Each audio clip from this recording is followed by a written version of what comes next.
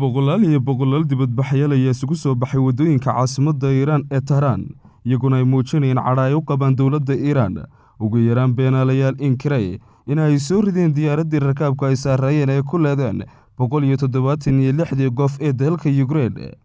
Dibadbaxayaashan ayaa waxa ay ka dhaceen bannaanka ugu yaraan 2 jaamacadood iyaduna la sheegay in booliisku ay u adeegsanayeen sunta dadka ka ilmaysa si haatan ay u joojineen dadkaasi.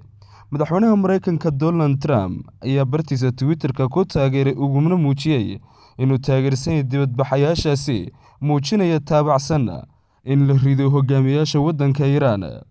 Iiraan ayaa shalay garatay inay si kama u soo riday diyaaraddii 3 maalmood kadib ku burburtay ayna ku dhinteen dhammaan rakaabkii saaraa diyaaraddaasi oo gaadhaya 176 magaalada Tehran ee caasimadda waddanka Iiraan.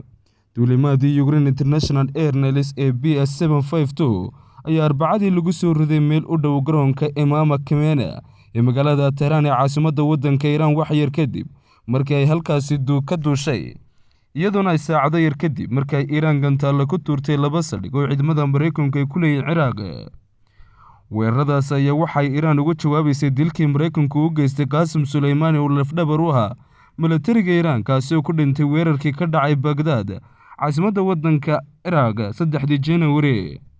dadkani u dhashay Iiraan dadka ku dhintay diyaaraddan ayaa waxa u dhasheen Iiraan, Canada, Ukraine, UK, Afghanistan, Germany iyo wadamo kale kuwaasi oo dhammaantoodba ay ku dhinteen diyaaraddaasi.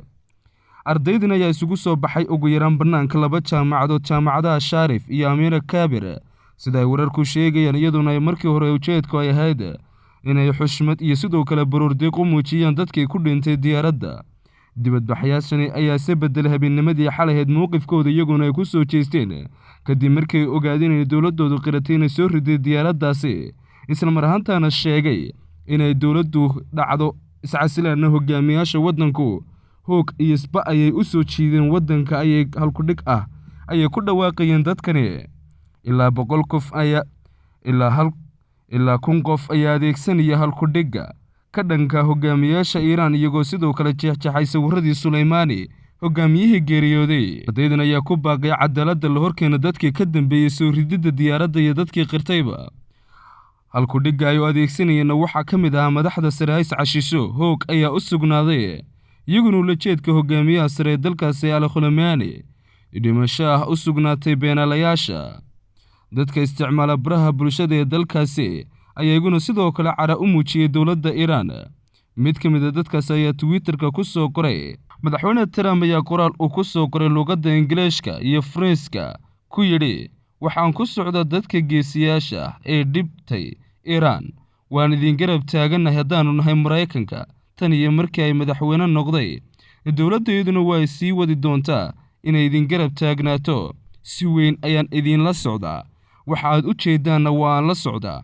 waxaan idin sheegayaa inay arrintaas tahay mid laga dhiidhiyo isla mar ahaantaana mowqif weyn laga qaato.